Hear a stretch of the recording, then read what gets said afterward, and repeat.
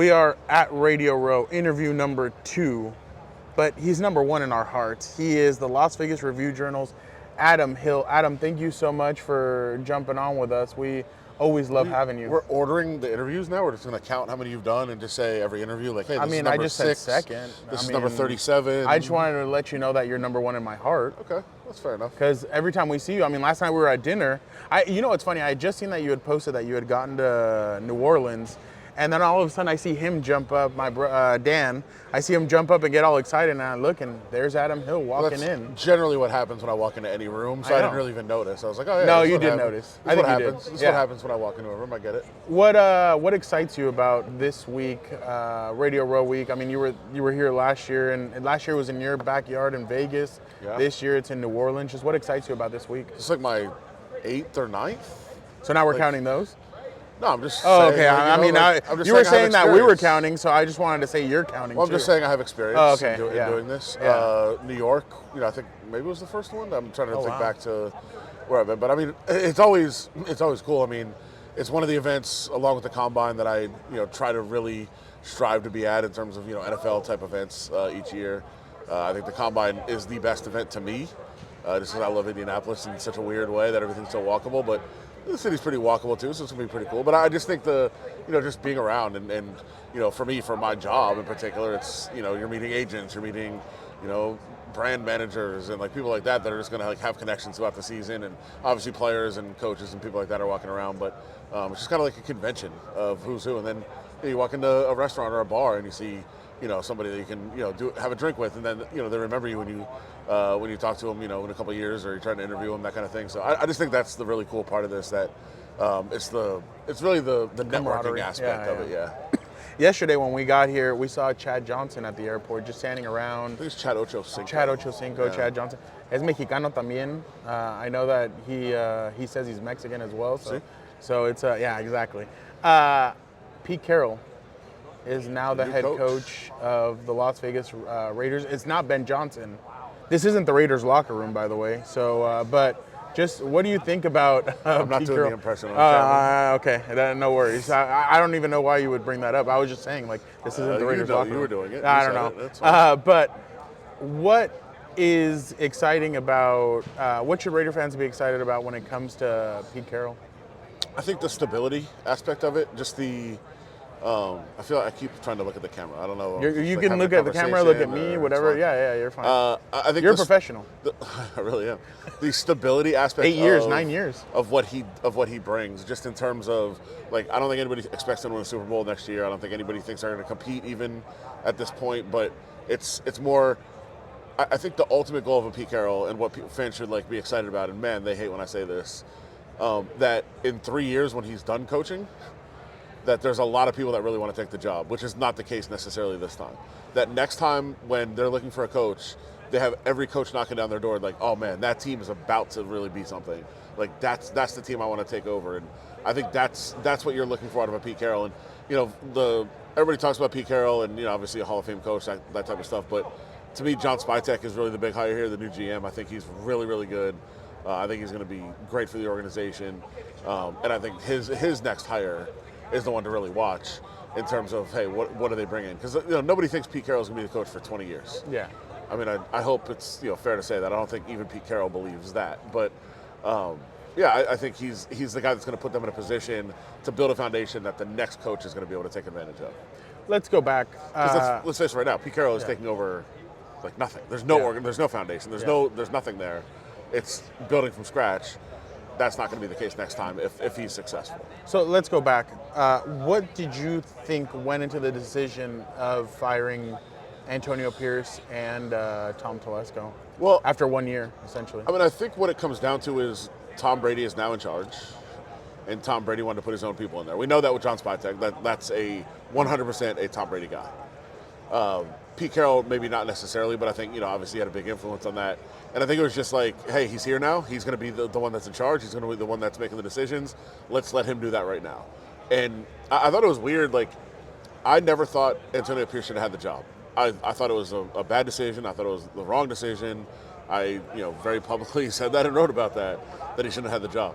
But I don't know, like, what I said on the air, people got kind of open arms about this. Why now? Like, why would you fire him now? What did he do to get fired? He took over a bad team and was bad. Like, what was he supposed to do? Yeah. Like, again, I didn't think he should have the job. But if you give him the job, like, you have to give him more than a year to try to figure it out and try to, work on it and get a quarterback and all those things.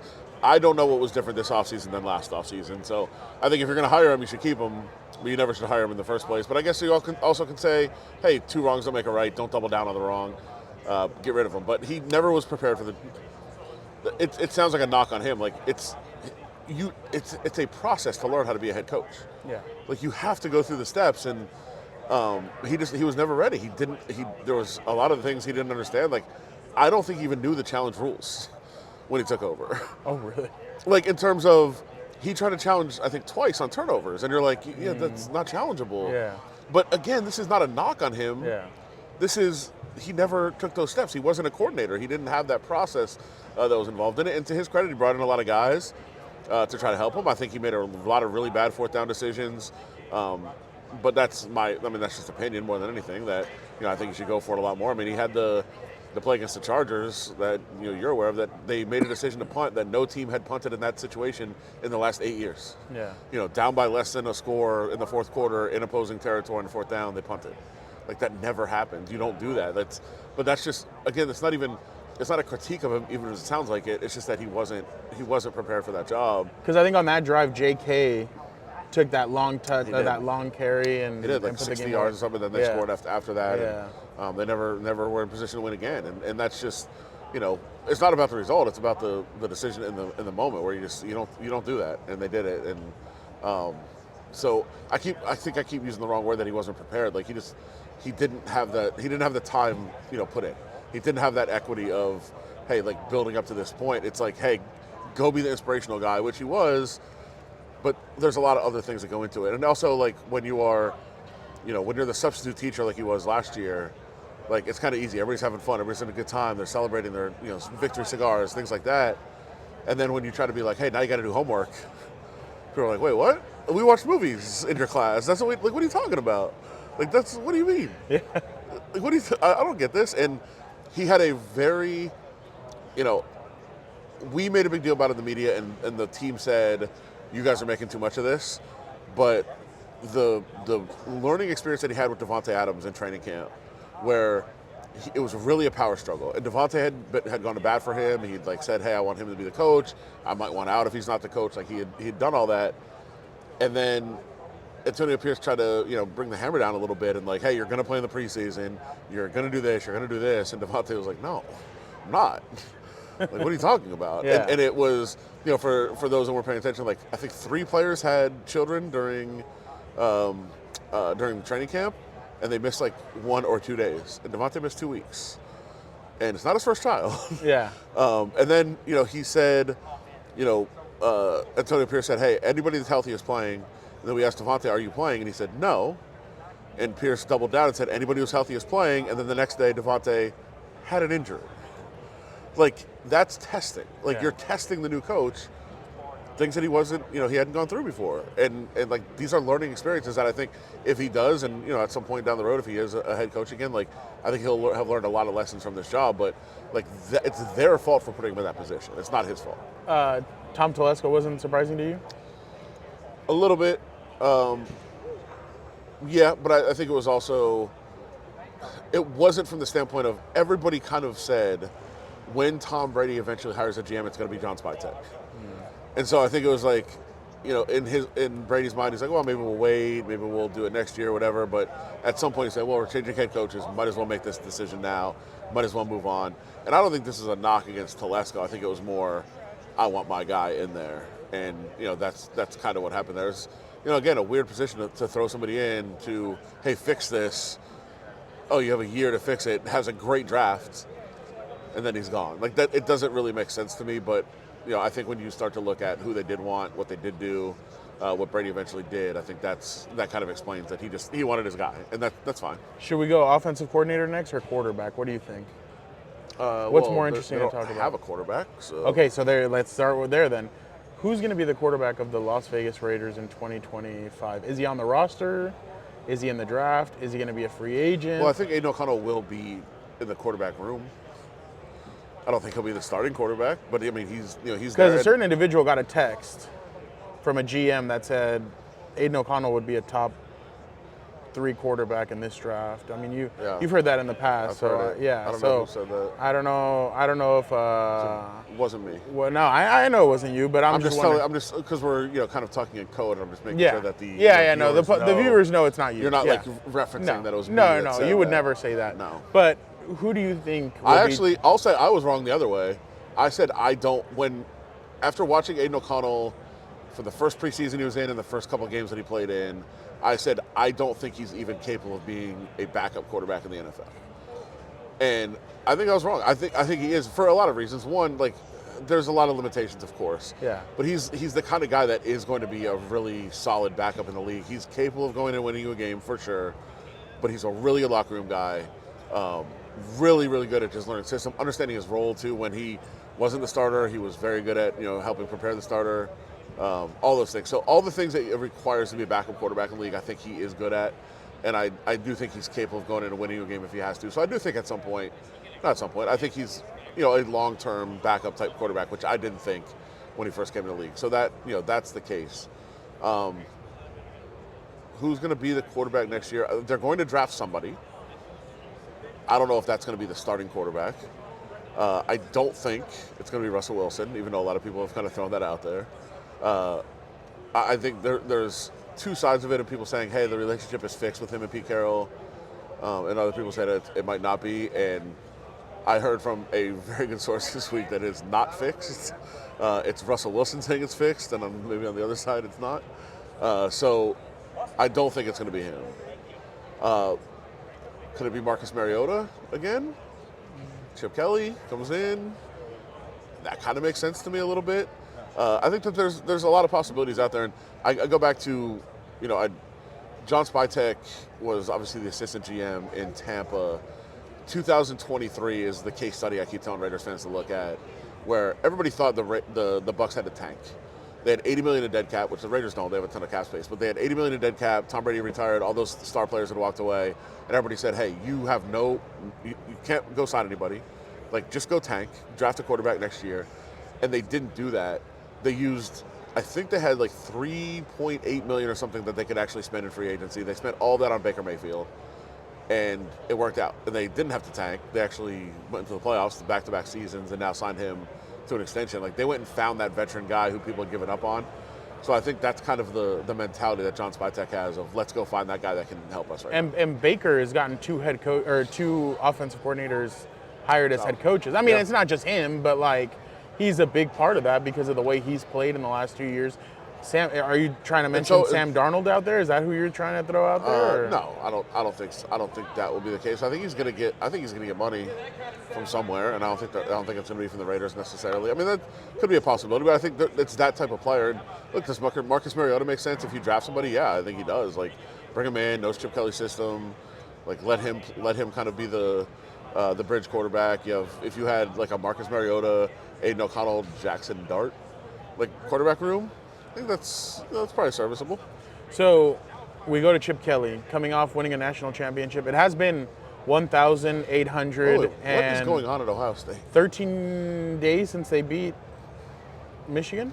I think was it 14 now? I think the calendar changed, but yeah, it's 14. Okay. I'm counting as somebody from Ann Arbor. I saw it on at the Royal Rumble. Somebody had a sign that said it's still been, no matter the national championship, it's still been 1,800 and like 12 days since they beat Michigan. It's funny. I actually talked to, because I despise Ohio State of being from Ann Arbor.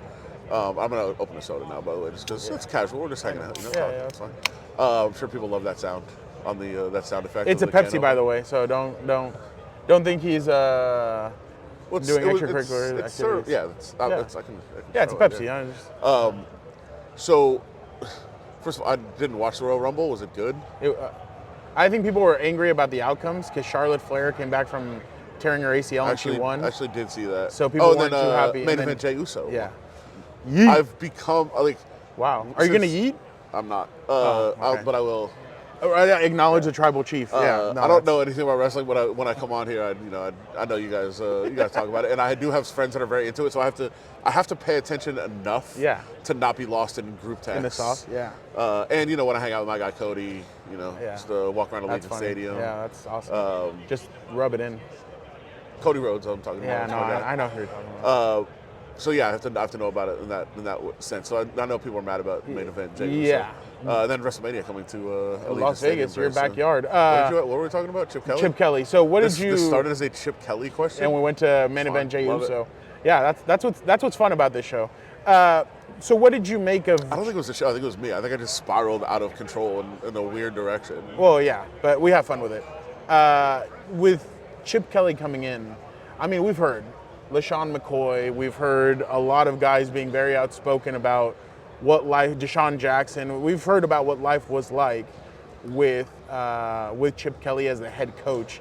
What does Chip Kelly, the offensive coordinator, bring to the Las Vegas Raiders? And were you surprised? Oh, that's what we're talking about. That Ohio State is a mess. Oh yeah. Everybody's leaving Ohio State. By the way, he won a national championship, and everybody flees like jumping off a sinking ship. Something is going on at Ohio State. We should just point that out. What I was saying is I talked to a former player at Ohio State who, after they won the national championship, said they absolutely still need to fire Ryan Day. By the way, somebody who played for Ryan Day. They want him fired? You got to beat Michigan. Can't beat Michigan. That's what matters. Get them out. And it sounds like they're. I mean, I don't know. Again, bias. Yeah. It's a mess. What a mess of a program. I know. You go ahead and buy a national championship with your $30 million roster, but nobody wants to stay around. Offensive coordinator leaving, defensive coordinator leaving. Like, everybody's just jumping ship. So it's kind of weird there. But Chip Kelly can run an offense. We know his limitations as a head coach. I was always a big Chip Kelly proponent. I think his offenses are great. But yeah, he tried to be a head coach, and there was all kinds of weird stories about how he monitored sleep and monitored everything guys did from the time they walked in the building to the time they left. And there is a point that I do like all that stuff, but also you can't micromanage in the way that he tried to. And I think as a head coach, there's reasons that it didn't work out necessarily, but he's a really good offensive coordinator. He's a good offensive mind. We've seen what he's able to do with some offenses. I think he's going to be very good in that role. And I think, Pete Carroll, obviously defensive mind. They keep Patrick Graham in place, which I think is a good move, and then goes out and just finds an innovative offensive guy. And we've seen over time, Pete Carroll has brought in some really good offensive minds to Seattle that have gone on and done well other places. So I think he gets it in terms of, hey, I'm going to help run the defense. I'm going to have my defensive coordinator. I'm going to be special teams and defensive guy, and let somebody else run the offense. And to have a offensive mind who's really good a coordinator, who's also been a head coach, I think is probably a good move by Pete Carroll. It seems like Chip Kelly probably wants to catapult himself back into being a head coach in the NFL, don't you think? Yeah, we'll see what lessons he has learned. And obviously, if you want to do that, the Raiders might be the place to do it because they are going to need a coach in the near future. So yeah, I mean, that's very possible. I think he has a lot of work to do in terms of, growth and showing that he's different, showing that he's changed some. But yeah, I think that's the ultimate goal of anybody. What did so you said you like the Patrick Graham move? Yeah, why? It's my guy. He's obviously the defense has been pretty good under him this year, despite losing I think 7 or 8 opening day starters were on injured reserve within 7 or 8 weeks of the start of the season. Still were very, very capable defensively. Obviously last season before this one, they were a really, really good defense, top 5 in the league in a lot of metrics. So I think he's really good at what he does. I think he should be a head coach at some point in the NFL. I know Jacksonville was talking to him. They gave him 2 interviews, and I did a bunch of interviews in Jacksonville, and people were mad because I said they should hire him because he's really good, and he's not going to do weird things in the press conferences like say Duval. But I think that they should have hired him. But I don't think, again, it's going to sound like a critique. It's not. He is such a nerd. Yeah. He is just an absolute nerd of a person who I can't imagine comes across well in a head coaching interview, but he's a brilliant, brilliant guy. And if you, when you really talk to him and hear what he says about things, can absolutely, just break down everything about an offense. He's a defensive coach, obviously, he can study these offenses and just tell you everything about them. But, socially, I can't imagine it comes across well. And obviously, people talk about Mike McDaniel being a nerd. Patrick Graham was 3 years ahead of him at Yale. A guy that just is similar in a lot of ways to Mike McDaniel, but maybe doesn't comes across more awkward than Mike McDaniel does. So it's kind of weird, but I think he should be a head coach at some point. It's just I can't imagine him walking into a room and you're like, oh yeah, that's going to be my head coach, like firing you up because he's such a nerd. But I think he's a great coach. Max Crosby gonna be here next year? I think so. I mean, obviously it's Myles Garrett just requested a trade. That's what I was just going to say. Myles Garrett requesting out. We'll see what happens to him. What do they get for him? And do the Raiders look at that and say, interesting, like that would work for us too? I don't know. The thing with Max Crosby right now, he has no more guaranteed money on his deal. He has 2 years left on his contract, but no guaranteed money. So he wants to change that. And they have the cap space to do it. They have a ton of money right now. I would say either he's getting a new contract or he's getting traded. And I would say getting a new contract is like 96%. Getting traded is like 4%.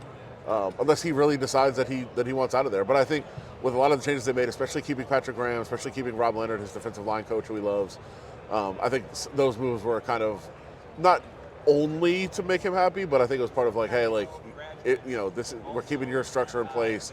You don't have to have, because we were talking about him having 5 head coaches in the league already. Like, at least you can have some stability defensively. I think it was a little bit of a nod to him being like, all right, like, we're looking out for you a little bit. So everything's in place for him if he wants to stay around. If he doesn't, maybe he makes that demand, but I don't see him doing the same thing that Myles Garrett did right now.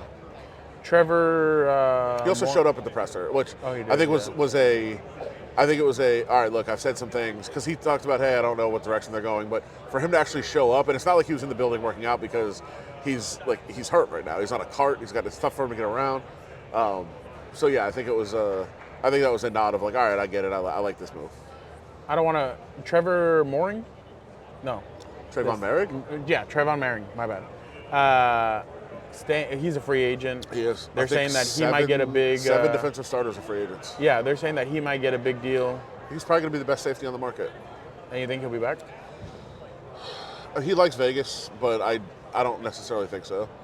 Jack Jones? He's definitely going to explore free agency. And Jack Jones, I think, he's one, not think, like, I mean, he was an Antonio Pierce guy. Like, he played for him in high school, played for him in college. Like, AP got him.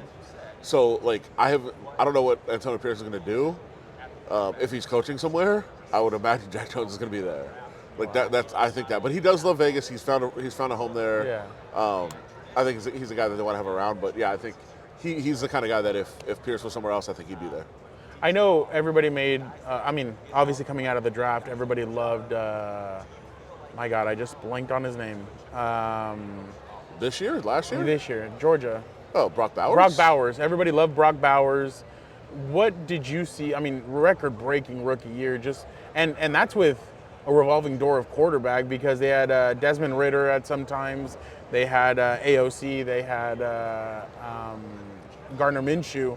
Just what do you think he is going to do as he because the game is still, it's probably barely starting to slow down for him and everything. Yeah. He still has a high ceiling. Just he looks like he could be the next big tight end in the NFL. Yeah, he's a beast. I mean, there's no question about it. I think figuring out different ways to use him, because they did a lot, like in training camp, like a lot of carries, a lot of toss sweeps, and like they were using him in all kinds of different ways in training camp. And then we didn't see as much during the season. It was more of a traditional tight end role, and then obviously that's what about wide, some as a receiver. But I think finding different ways to use him is kind of the next evolution of that. And really the thing to watch with the Raiders and what they're able to do offensively with Chip Kelly is they've also got Michael Mayer, who people forget about because of Brock Bowers, and he missed a significant portion of the season just with personal issues where he was out away from the team. But the vision was having those two operate in like an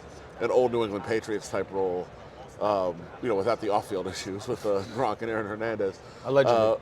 Yes, well, I think it's... Well, I think they both have off the field. Sure. I mean, different ways. Yeah. Sure. Yeah. But yeah, I mean, that was what they envisioned, and I think that is also the next step of like playing Brock Bowers off of Michael Mayer, figuring out how to use both of them together in a lot of different sets, and really the expansion of that. And Michael Mayer really developed as a blocker. I think Brock Bowers has a little bit of ways to go on that, but he's willing to do it. And I think the other one is just him getting. He's an interesting dude because he is. I mean, there's people that you say, oh, he's just all ball, like all he cares about is football. That is Brock Bowers. Yeah, like it literally, seems like it. literally, that is what he cares about. It's what he does all the time. And I think him finding himself. It was I think it was Devontae. I think it was Devontae that said it when I asked him, like, how did you finally break the ice and like kind of like open up Brock Bowers? Like, how did you get him to that? Like, hey, like this is our guy, not just like a rookie or whatever. I said, how did you break the ice? And he said, I'm still skating.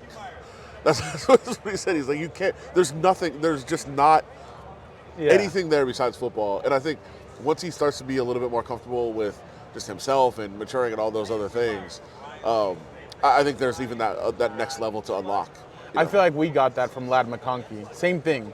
Georgia guy, teammates. Yeah. And Ladd at the beginning, it took him a little bit, and then all of a sudden he just felt so comfortable, and he just started going. So I feel like that's kind of the thing. Once they feel comfortable, they're going to be fine. But yeah, but I mean, it's not just. I mean, like it's not just media. Like it's his guys. Like you talk to the coaches around the building. You talk to players. Like they're just like, yeah, you can't. There's like nothing besides football with that guy.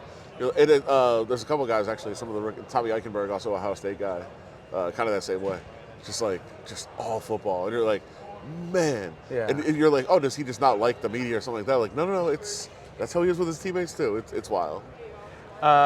Vic, any questions you have for Adam? Did I cover everything? I'm good. Just in terms of the free agents, ask him about the free agents. Oh, there you go. Vic, the producer behind the camera, helping us out. But what did you say? They have a lot of cap? Yeah, they have about 20 free agents. So any of them that might be coming back? Yeah, that's the kind of the misconception, I guess, about the cap space, because everybody says, oh, they have over 100 million in cap space. That's, they have all this room to spend. And like, I talked to some people in the front office that were like, the fans don't really understand that, like, we also have a lot of players that aren't under contract. So you have all and this then you have to save space. $10 million for draft. Yeah. So like, it's not like you go this big spending spree. Like you got to re-sign a bunch of your players. Yeah. I mean, I think it's going to be interesting to see. It's tough to say just because of the new regime in terms of what kind of players do they value? Like, who do they want to bring back? Which of the players that are free agents do they even want back in the mix? You mentioned Trevor Merrick, who I think is going to get a pretty big deal somewhere. If it's it could be Vegas, but I think more likely maybe somewhere else. I think the defensive line is an interesting one to watch because they have a ton of guys that are free agents. Obviously, they have Max, who again 2 years left on his deal, but no guaranteed money. Christian Wilkins they signed last year as a big free agent signing that didn't really play. So they've got them. Tyree Wilson, who knows what they're going to get out of him. And then, like, pretty much everyone else is a free agent right now. And Malcolm Kuntz is an interesting case, a guy who was going into the last year of his deal, was going to, obviously coming off a really, really strong end to the 2023 season, and was going to, try to make a big impact this year and really, take that next step going into free agency and make a bunch of money on the market, and then he gets hurt before the season and isn't able to play. Like, that's a name I think is going to be very interesting to watch of, do they bring him back? And again, this staff doesn't have that much equity with him. I mean, they do with Rob Leonard and Patrick Graham in terms of the defensive coaches, but the GM, the head coach, don't really know him. He might get a deal from somewhere, but I think is he going to get a big deal based on what he did at the end of 2023? Or our team's going to be skeptical because he didn't play in 2024. I think that is, to me, the most intriguing name really to watch right now in terms of going into free agency. There you go. Adam, WrestleMania's coming to Las Vegas. Is it? What do you expect of WrestleMania being in Sin City? I mean, it's going to be massive. Obviously, a ton of events around it. Are you hoping to interview? I already have. I know. But again, you could do it again. Yeah, I mean, me and Roman are cool, so I'll probably talk to him. Yeah, I mean, I think it's going to be awesome. Obviously, Allegiant Stadium, any kind of event that's there. They had a major event in SummerSlam, the first year of the stadium. Yep. But it was kind of a disaster. It was kind of just coming out of COVID. They had huge problems. It was one of the first major events at the stadium. They had huge problems in terms of like the cash registers broke down. Like, people were not happy with how that event went. So I think it's going to be their first like real major event, like splashing on the scene. That's when Becky Lynch came back. Brock Lesnar returned that I don't night really also.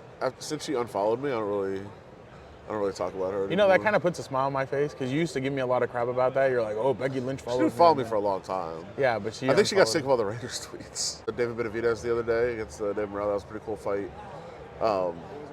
I think, yeah, I mean, if that fight happens, like you said, it's finalized, but I mean, who knows? There's a lot of time between now and then for, you know, potentially somebody to get hurt or something to happen with that fight to fall apart. I actually think Crawford's going to win. But I really do want to see Benavidez and Canelo at some point. I just don't think it's going to happen. I don't think Canelo wants any part of that fight. So that's kind of disappointing. But, yeah, I think it's going to be a major fight. And, I mean, chalk one up for me, I guess. I had to do a predictions for the year 2025. And I said that Canelo would fight Crawford in September in Vegas. So there you go. Nailed it. Yeah, another one for, well, the fight still hasn't happened. So. I know. But as of right now, I think I take credit for it. Adam, anything else you want to talk about before you? The food here is great. There you go. Don't mix too many sugary drinks. I think you can tell people. Bourbon Street's dangerous. Found that out. It should be a fun week. I think, you know, obviously a lot of great content. Stay tuned right here for a lot of great content. Hey, thank you. This is only interview 2. There's going to be a lot more. I know. We're going to have you again on Friday. You should have one of those one of those boards you like, you know, pull the next number like how you keep score like in a six-year-old basketball game. It's like the clock. We're gonna have you on again on Friday if you give us time to jump on. There you go. So, thank you to Adam Hill so much. Sorry to the viewers having to watch me again. No, they love you. Thank you to Adam Hill from the Las Vegas Review-Journal. Adam, thank you so much. Serious though, like I think they more like we just goof around. Well, we did. Kind of a serious interview. No, we goofed around. About too much actual football talk. Okay, well, Friday we usually goof around like we did last year. After the Ryan Garcia, Devin Haney. I don't know if I'm coming back. You guys don't have pretzels this year. That was like the whole reason everybody came over. Do you think we're gonna get anything like that? The Ryan Garcia, Devin Haney thing like last year or no? Or like a fake fight at Radio Row. Yeah. I actually think it was kind of real. I don't think there'll be a fight, but I think there'll be like some weird moments. We already saw the fake Andy Reid guy who really drives me nuts. Why? We get it. You look like Andy Reid. I mean, what are we doing? In 2020, I think Masvidal, I can't remember, it was at Radio Row. Masvidal got into it with somebody at Radio Row. Like, they got into a huge fist fight and because they were going to fight that year. That happens with Masvidal. Yeah, so it was pretty funny. But Adam, thank you so much for jumping on with us. We love you. Good times.